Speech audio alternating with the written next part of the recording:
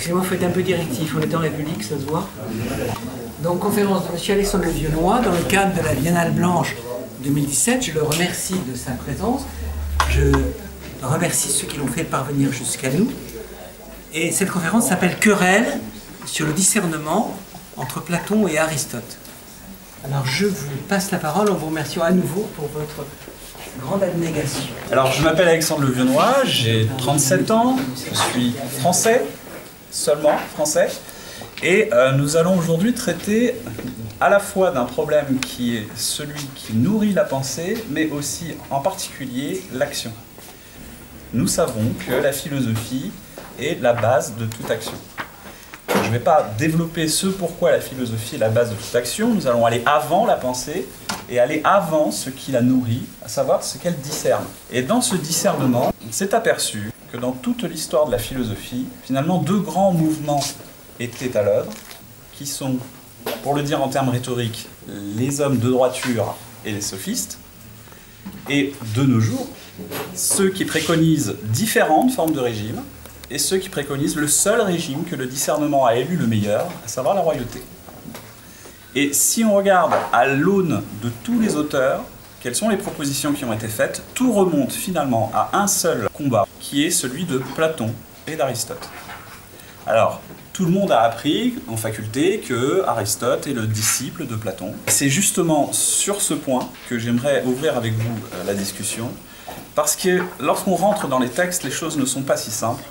Donc une fois que nous aurons mis de côté ce que les mauvaises encyclopédies nous enseignent, nous allons retourner ensemble vers ce qu'ont dit les auteurs.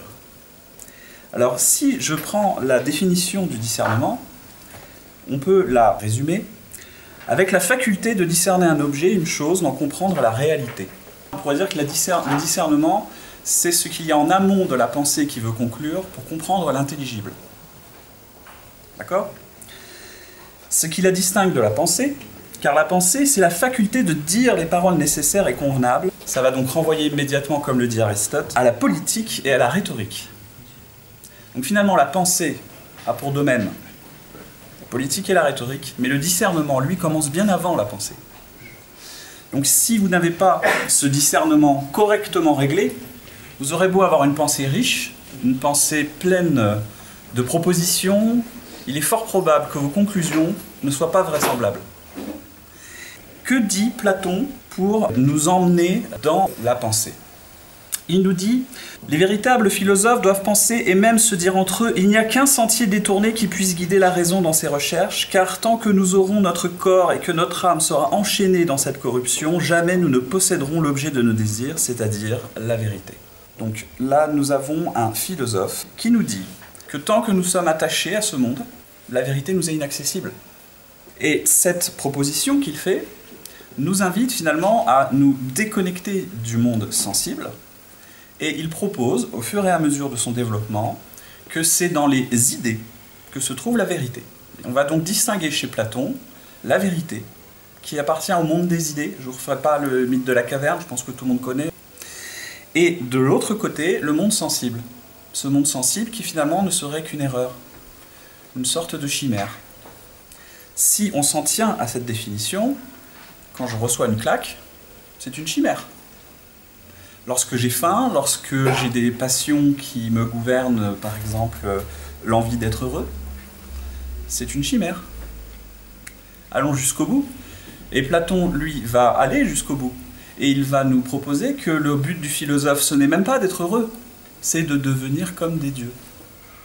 Et il rajoute « Je craignais aussi de perdre les yeux de l'âme si je regardais les objets avec les yeux du corps et si je me servais de mes sens pour les toucher, pour les connaître. Je trouverais que je devais avoir recours à la raison et regarder en elle la vérité des choses. » Donc là, on a une pensée de Platon, c'est très important à comprendre, qui se tourne vers lui-même. C'est donc une pensée endogène pour essayer de faire croître son âme vers un état supérieur, quasi divin.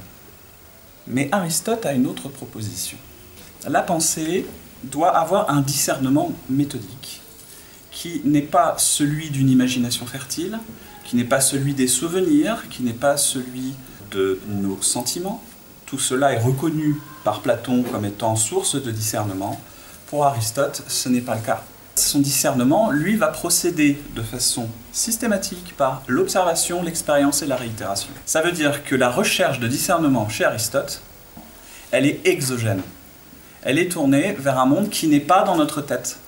C'est à notre tête d'essayer de comprendre ce qui est en dehors d'elle. À partir du moment où vous avez compris ça, vous avez compris qu'il y a deux mouvements de la pensée. Selon Platon, ce sont les idées qui vont nourrir le discernement. Selon Aristote, c'est l'observation. Vous avez compris que ces deux philosophies ont un mouvement opposé. Et donc ça renvoie finalement à deux conceptions bien différentes de la notion de vérité. La notion de vérité pour Platon, c'est une notion qui se construit selon l'acceptation que l'on a des choses et des idées que l'on en fait. Tandis que pour Aristote, l'acceptation n'est pas celle des idées, mais du monde tel qu'il est. Et donc on a véritablement confrontation. Il ne faut pas oublier que Aristote était appelé par Platon le rebelle. Pourquoi? Parce que de toutes les personnes qui travaillaient à l'Académie, Aristote est le seul qui, le plus souvent, n'était pas d'accord avec Platon. Alors, qu'est-ce que ça a pour effet? Vu que, pour Platon, tout se passe dans les idées, il devient intéressant de savoir d'où viennent les idées. Est-ce que ça vient de l'homme ou est-ce qu'elles sont préexistantes? Parce que si elles sont préexistantes, elles n'appartiennent pas à l'homme, et c'est à l'homme d'aller identifier les idées, et son discernement du monde ne devient plus ce qui est sensible, mais devient ce qui est intelligible dans le monde des idées. Si on est un peu plus terre à terre, on se rend compte que la démarche de Platon est une démarche qui va mettre en place l'idéalisme. Si les idées sont préexistantes, les hommes sont dans une ignorance relative, et ils n'ont qu'à se ressouvenir des choses. Et ça va être toute la thèse que va développer Platon dans le Criton, dans le livre des lois, et ça va structurer toute sa pensée. Nous avons un Platon qui invoque son ignorance. Je n'ai rien à vous dire de cette sagesse supérieure, car je ne l'ai point, et qui le prétend en impose et veut me calomnier. Il est clair, hein, il ne ment pas. Mais il y a cette différence que lui croit savoir et que moi, si je ne sais rien, je ne crois pas non plus savoir. Une ignorance revendiquée. Le plus sage d'entre vous, c'est celui qui, comme Socrate, reconnaît que sa sagesse n'est rien. Même tout cela, nous l'avons dans le même texte, c'est l'apologie de Socrate. Hein. Pour aggraver votre honte, ils m'appelleront sage, quoique je ne le sois point. Donc pour Platon, il est très clair que le savoir, quelque part, n'appartient pas aux hommes. Il est préexistant. Alors bien sûr, Aristote n'aura pas du tout la même vision. Pour lui, il faut impérativement faire cette démarche de l'apprentissage du monde réel. Il faut donc faire un effort d'étude, d'instruction, d'habitude. L'habitude devenant partie de la philosophie. Alors, il pose la question, Aristote, mais ne pourrait-on pas trouver la vraie méthode en essayant d'apprécier le bien le meilleur par comparaison? Donc il va observer les biens, les comparer entre eux, toujours en suivant sa méthode. Je m'explique. Ne pourrait-on pas, par exemple, en comparant le bonheur, composé de tous les biens que nous savons aux autres, qui ne sont pas comprises en lui, rechercher quel est le bien le meilleur et par là découvrir la vérité? Vous voyez bien, entre la vérité de Platon que j'ai évoquée tout à l'heure, qui se passe dans le monde des idées, la vérité qu'Aristote recherche, qui se passe dans une observation, une comparaison, une étude, il y a deux façons, méthodologiquement et structurellement incompatibles. Alors cela va avoir des conséquences directes et immédiates. Lorsque on est dans une philosophie platonicienne, vu que tout est dans le monde des idées, ça n'a pas besoin, pour être vrai, d'être dans l'action. Au contraire, la philosophie d'Aristote, pour être légitime, elle doit avoir une résonance dans l'action. C'est pour ça que la philosophie de Platon, qui va être maîtresse de l'idéalisme, va être une philosophie de la contemplation, tandis que l'autre sera une philosophie de l'action qui est légitimée par l'action. En ce sens, la philosophie philosophante de Platon n'a pas sa place. Alors, juste avec ces deux éléments, vous voyez que les deux courants sont comme les deux faces d'une même pièce, mais qui ne se rencontrent pas. Autre conséquence, Platon invoque l'autorité des idées pour discerner le réel, c'est-à-dire que les idées sont le réel. Il va y avoir une sorte de mélange entre l'idée et le réel. Tandis qu'Aristote invoque l'autorité des catégories pour construire la pensée en réflexion avec le réel. Et là, le mot réflexion prend tout son sens, car il est le reflet de ce qui est exogène à nous. Une pensée droite, selon Aristote, reflète ce qu'il y a dans le monde. Elle ne s'imagine pas des choses, ou essayer de créer une nouveauté qui sera applicable dans la réalité. C'est exactement le mouvement inverse. Donc Platon nous dit, elle, l'âme, lui conseille au philosophe de se recueillir et de se concentrer en elle-même, de ne croire qu'à elle-même, après avoir examiné au-dedans d'elle et avec l'essence même de sa pensée ce que chaque chose est en son essence, et de tenir pour faux tout ce qu'elle apprend par un autre qu'elle-même. Tout ce qui ne vient pas de cette démarche endogène est faux, illusion. Elle lui enseigne que ce qu'elle voit ainsi, c'est le sensible et le visible. Ce qu'elle voit par elle-même, c'est l'intelligible et l'immatériel. Le véritable philosophe sait que telle est la fonction de la philosophie. Le véritable philosophe s'exerce à la force et à la tempérance. Et finalement, c'est à la tempérance de ses sens dont parle Platon. Ce n'est pas la vertu de tempérance dont il s'agit. Il s'agit de tempérer les informations exogènes que nous avons pour nous laisser la liberté de créer l'information endogène que nous souhaitons. Voilà ce que dit Platon. Alors Aristote répond de façon très claire. Lorsqu'on lit les poétiques d'Aristote, il nous raconte que les idées sont utiles en poétique. Pourquoi ? Parce qu'en poétique, les idées permettent aux poètes de raconter des histoires, des choses qui ne sont que des chimères, qui font rêver, qui émeuvent nos passions.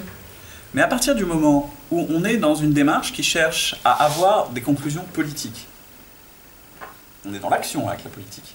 À partir du moment où on cherche à faire de la rhétorique, c'est-à-dire transmettre des choses, intéresser les personnes qui nous écoutent, on cherche à interagir avec le monde réel, les idées n'ont plus leur place.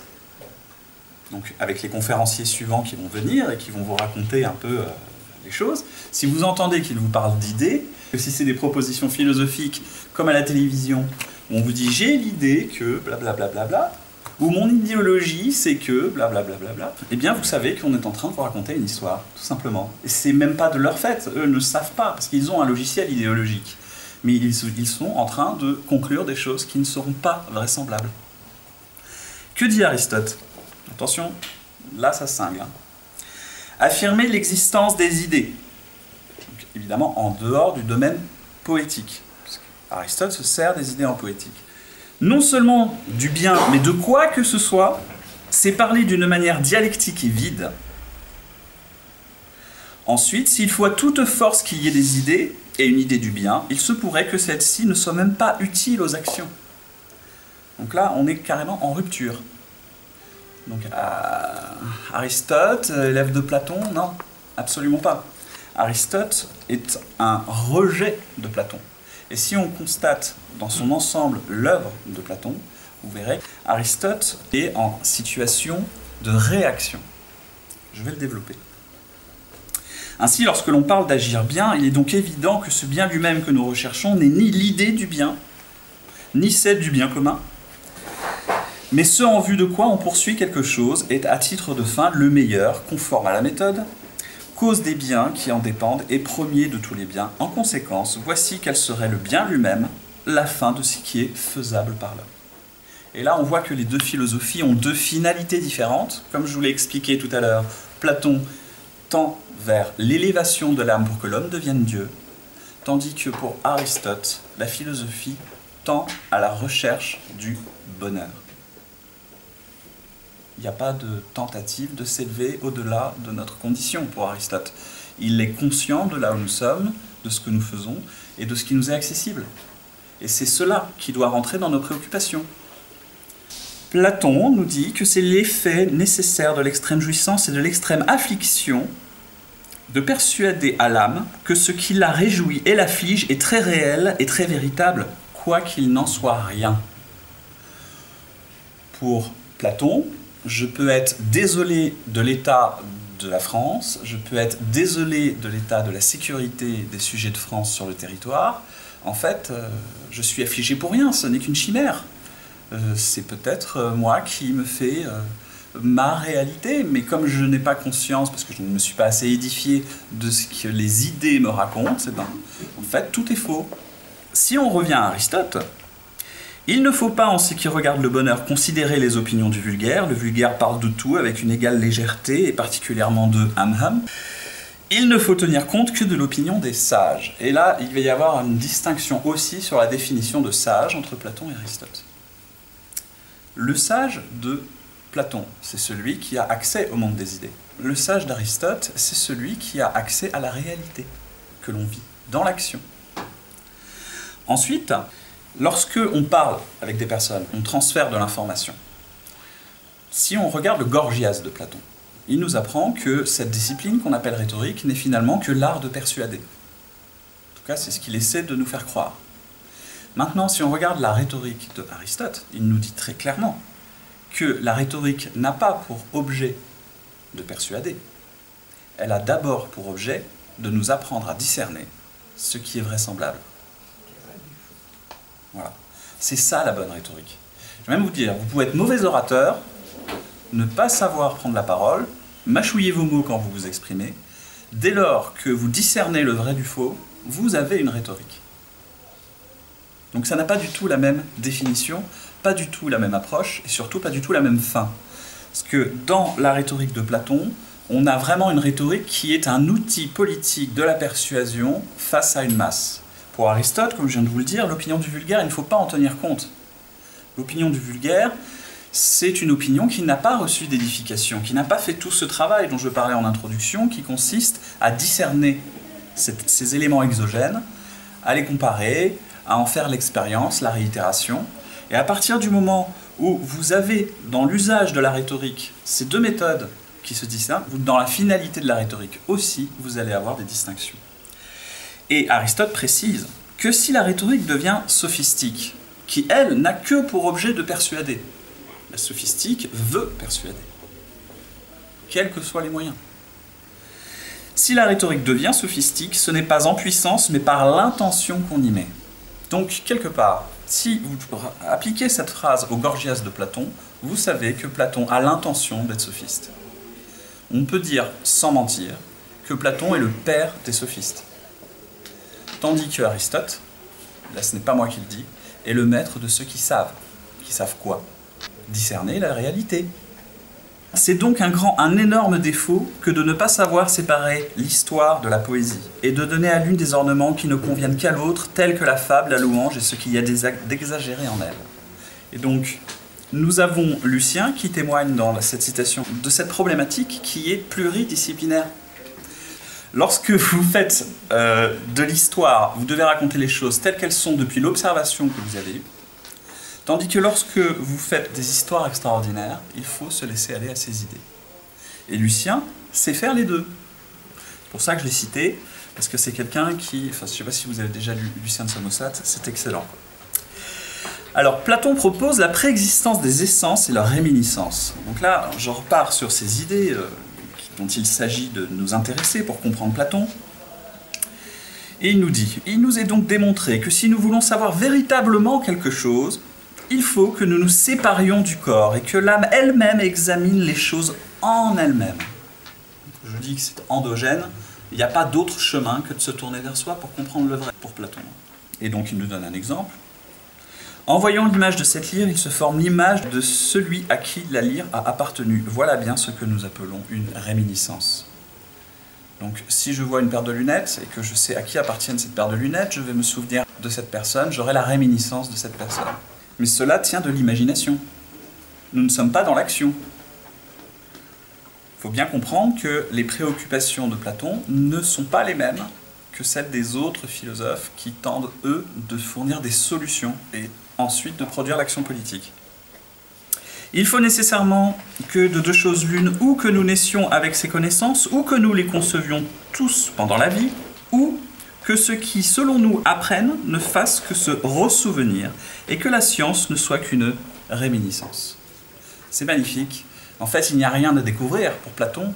Tout existe déjà, nous ne faisons que nous ressouvenir des choses.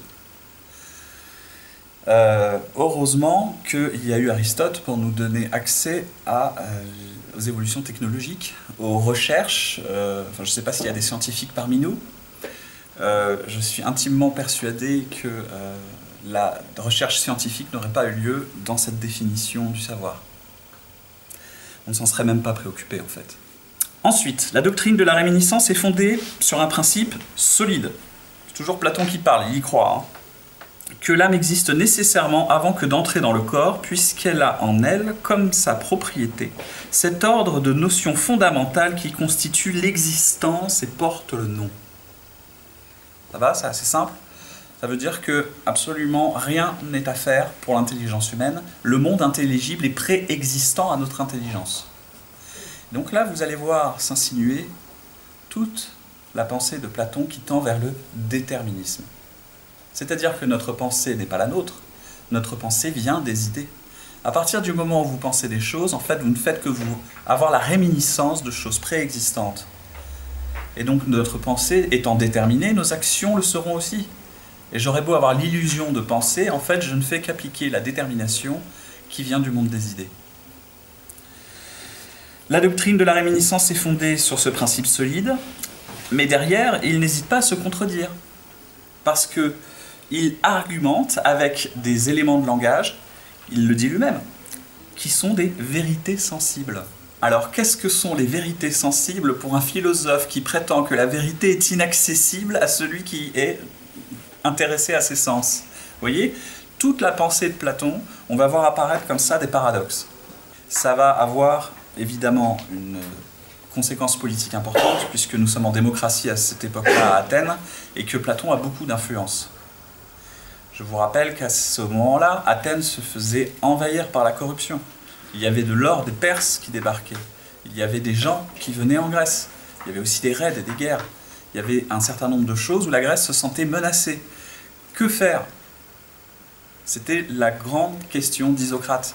Que faire à ce moment-là pour sauver la Grèce?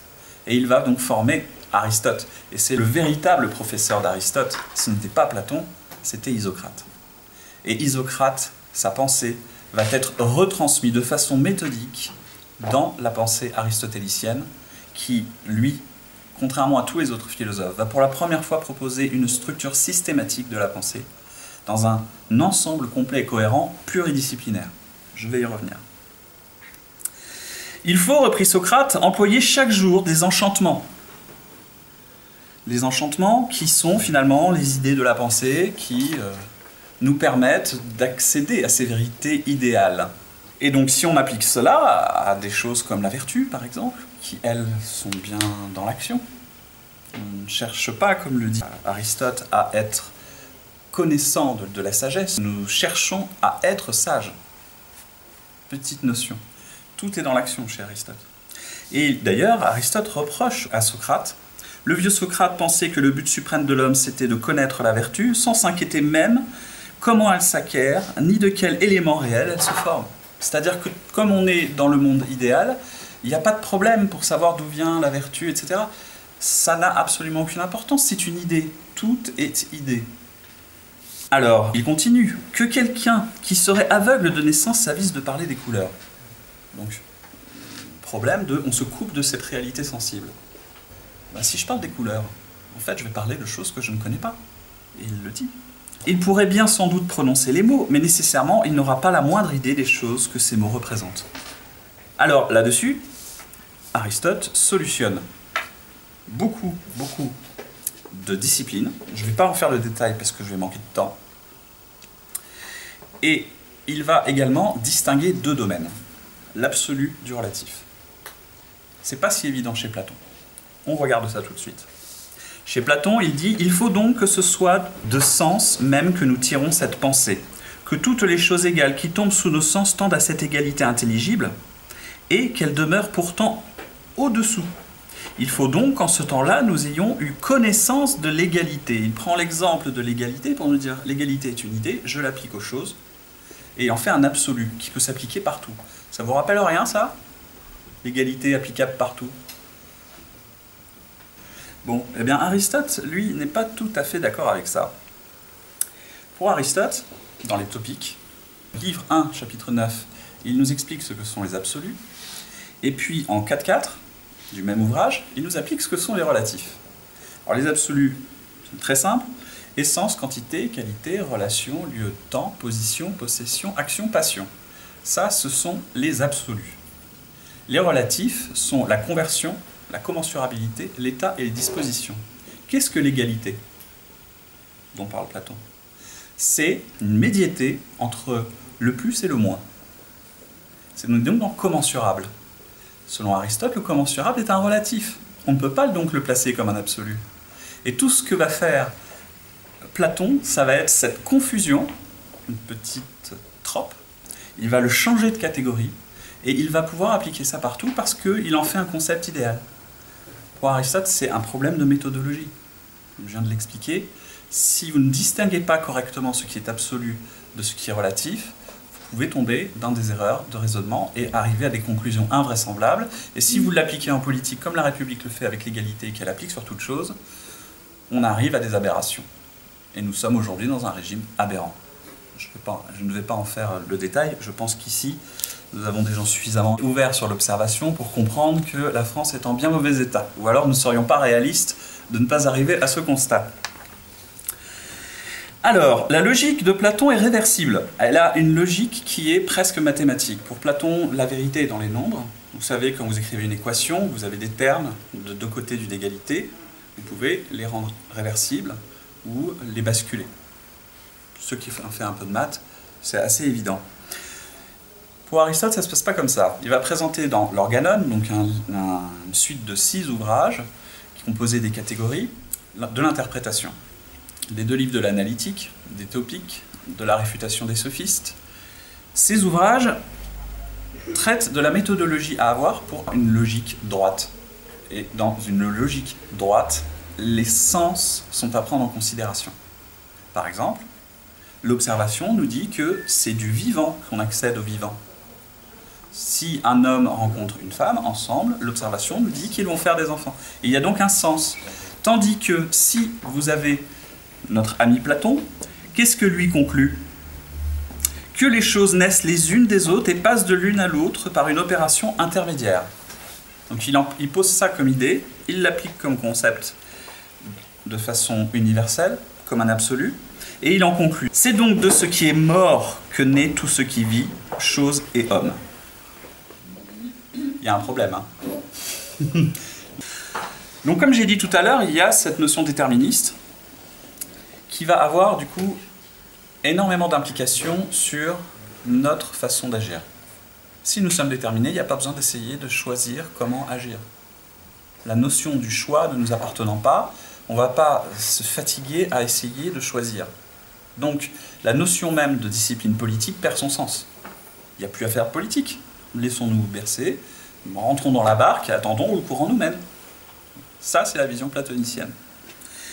Pour Aristote, ça ne se passe pas comme ça. Aristote, lui, il pose le libre arbitre. Et il se sert d'un argument de Platon pour le démontrer. C'est-à-dire que de son déterminisme, Platon conclut que les lois, elles aussi sont déterminées, donc il n'y a qu'à les appliquer. Le législateur, lui, suit la détermination que le monde des idées lui dit de faire. Donc toutes les lois sont toujours bonnes. Donc la loi devient l'autorité de droit supérieure. Pour Aristote, ça ne se passe pas comme ça. Il pose la question, mais si on nous demande d'appliquer des lois, n'est-ce pas à nous que l'on demande ça? Et quel serait l'intérêt du législateur à nous demander d'appliquer des lois si cela ne dépendait pas de nous? Parce qu'a priori, si ça ne dépendait pas de nous, il n'y aurait pas besoin de nous le préciser, on l'appliquerait de fait. Pourtant, le législateur nous demande bien des choses particulières, des procédures, etc. Et là, il va y avoir la distinction philosophique entre état de loi, où la loi est la hiérarchie juridique, la norme d'autorité, qu'il faut toujours appliquer, ça c'est chez Platon, et l'état de droit, où là, on s'intéresse à différentes normes juridiques pour accéder à une justice qui soit réelle. Si on regarde actuellement notre système juridique, on a quoi? On a la première instance. Vous allez à un procès, on vous donne une première instance. Vous n'êtes pas content de cette instance, ou l'autre partie n'est pas content de cette instance. Il peut faire appel. Deuxième instance. Si là encore vous n'êtes pas content, vous pouvez dire au motif de la loi, ce jugement n'est pas juste. Et donc vous passez où? En cassation. Qu'est-ce que la cassation? L'étude de conformité de la loi. La cassation, elle ne dépasse pas le stade légal. C'est-à-dire qu'au-dessus de la cassation, vous avez la loi qui commande. Nous sommes d'accord? Et puis là, vous pouvez avoir une boucle. Vous pouvez passer de cassation en appel, appel, cassation, jusqu'à ce que la décision soit finalisée. Pour Aristote, ça, c'est du légalisme. C'est-à-dire que là, actuellement, ce qu'on a comme système juridique, c'est très platonicien. La loi gagne toujours. On est d'accord? Parce que ça vient de ce déterminisme, le monde des idées, etc. Bon, je ne vous refais pas le détail. Donc, qu'est-ce qu'il y a au-dessus de la loi? Il y a la coutume. Et au-dessus de la coutume, il y a quoi? L'équité.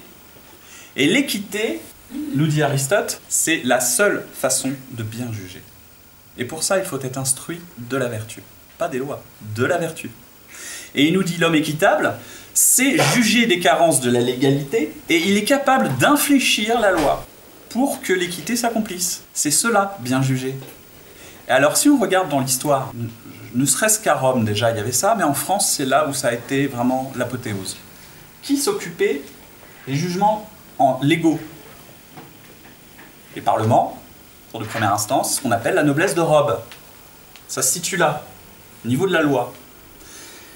Qui s'occupe tout en haut de la justice en équité, où il fallait être formé, où il fallait avoir la garantie d'un certain nombre d'éléments du discernement, notamment être vertueux? C'était les chevaliers.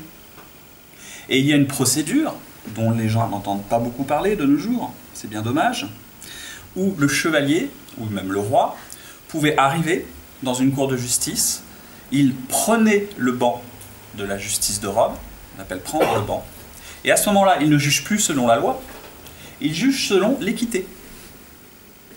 Et là, cette justice-là, c'est ce qu'on appelait la justice du roi. Et elle est fontaine d'équité. On disait aussi que la décision du roi est fontaine de justice, selon la vertu. Toutes ces choses sont très intéressantes, puisque lorsqu'on est ici avec le plafond de la loi, nous sommes en état de loi. Lorsqu'on arrive à transpercer ce plafond de la loi, parce que la loi peut créer des iniquités légales, on accède à l'état de droit. On n'y est pas encore. On n'y est pas encore, exactement. Donc la coutume, elle, c'est une loi supérieure à la loi écrite, parce qu'elle a le mérite d'être le fruit d'un consensus historique. Et Cicéron nous dit « gare au prince qui n'en tient pas compte », parce que c'est son autorité qu'il remet en question. Par contre, il peut, en respectant la coutume, avoir l'autorité suprême, parce qu'il est un homme équitable, et c'est cela la véritable légitimité. Voilà, alors je vais conclure, parce qu'il y a plein d'autres choses à dire. On pourrait aborder le fait que le rôle du philosophe est une liberté sans arbitrage, puisque finalement le monde des idées arbitre pour lui sa réalité chez Platon, tandis que pour Aristote, il conclut au rôle du philosophe dans la recherche du bonheur par l'accomplissement des actions sous l'arbitrage de la vertu. C'est pour ça que celui qui ne sait pas obéir à la vertu ne sait pas commander. Il faut apprendre à obéir pour pouvoir commander. Il y a d'autres points encore de dissonance. Par exemple, Platon conclut sur l'irresponsabilité des hommes, parce que les lois sont là pour lui dire quoi faire et les hommes sont irresponsables. Tandis qu'Aristote conclut à la responsabilité des actions volontaires. Je ne fais pas toutes les citations, mais en gros, il parle de la débauche. Et si le débauché existe et qu'il est responsable de ses actes, c'est donc bien que nous avons un libre arbitre qui existe. Platon conclut que la fin des philosophes est de devenir comme des dieux, ça je vous l'ai déjà exposé, et que le bonheur concerne d'autres hommes. Aristote conclut que la fin du philosophe n'est pas seulement d'accéder au bonheur, mais aussi d'y faire accéder sa communauté politique. Et ce sera ça, l'objet de l'école péripatéticienne, c'est de former des maîtres, qui vont devenir plus tard les scholarques, qui ont pour objet de transmettre aux hommes comment accéder politiquement à un bonheur. Et il faut pour cela connaître les différences. Donc, connaître les différences, c'est bâtir le savoir. Bâtir le savoir, c'est faire accéder sa communauté politique au bonheur. Donc tous les mouvements qui aujourd'hui sont contre la discrimination, contre ce travail des différences, c'est en fait des machines pour vous empêcher d'être heureux. Donc dans une perspective aristotélicienne. Et donc pour conclure, je dirais que tout ce combat se distingue en une phrase. C'est la pensée libre de Platon contre la pensée droite d'Aristote. La première qui nous aide beaucoup pour écrire des poèmes. Mais pour tous nos politiques qui prennent cette méthodologie platonicienne pour faire des actions politiques, ils ont en fait la méthode pour nous rendre malheureux, car ils sont en déconnexion avec la réalité. Je vous remercie.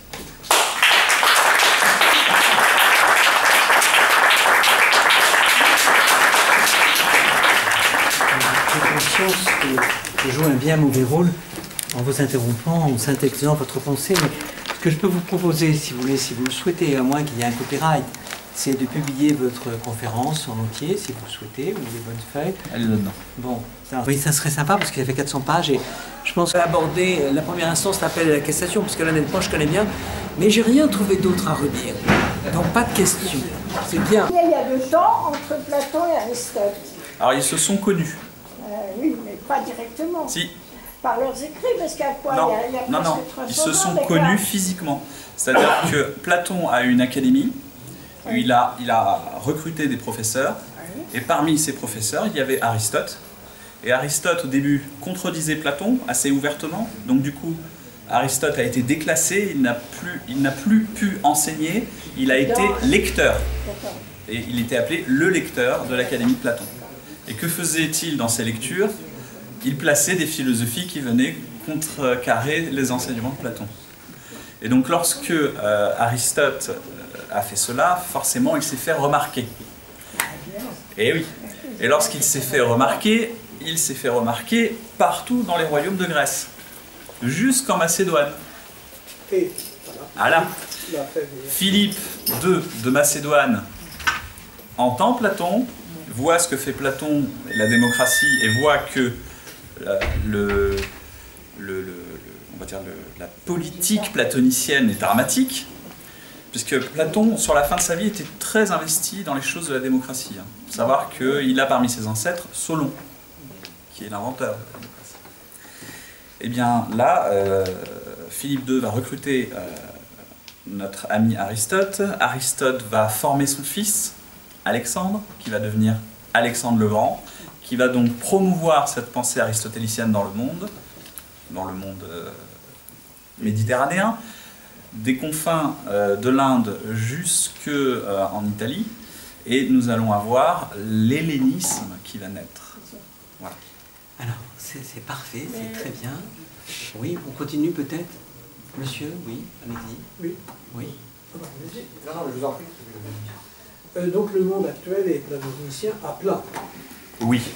D'accord, on est d'accord. C'est un très bon discernement que vous avez eu. Alors c'est très semblable à la différence entre subjectivisme et objectivisme. Alors non. Ah.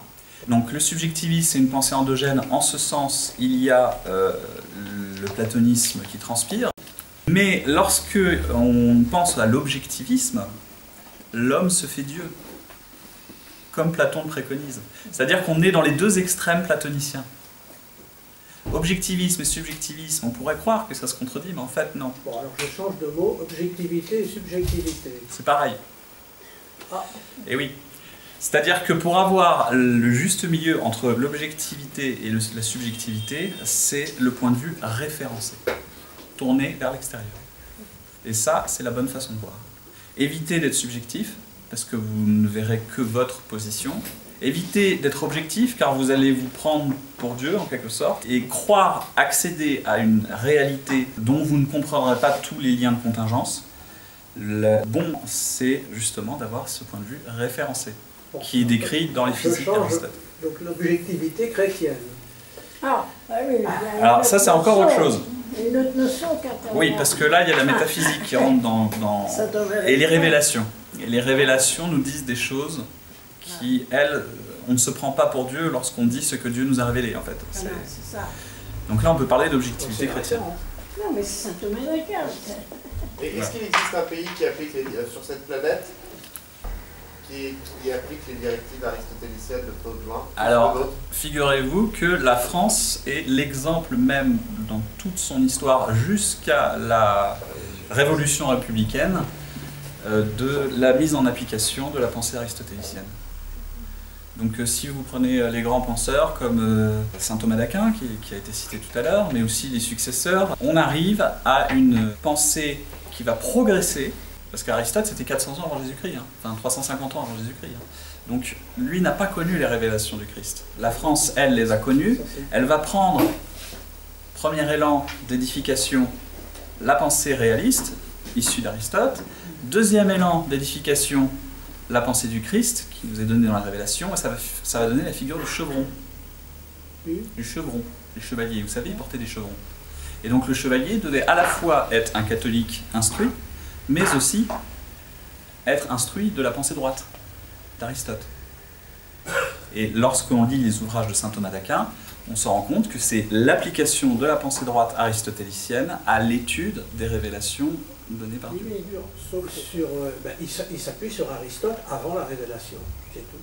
Mais il n'y a pas de avant, en fait. Il y a une vérité et il y a plusieurs chemins pour y mener, ou bien par la raison, lorsqu'elle est droitement édifiée, ou bien par la révélation directement, parce que Dieu ne peut pas se tromper. Oui, sauf que le domaine politique avait changé entre-temps.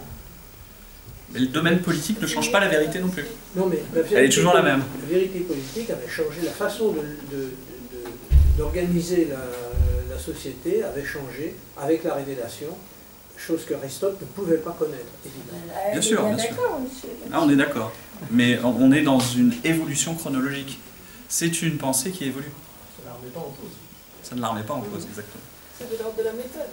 C'est l'application de la méthode. Ensuite, le contenu. Voilà.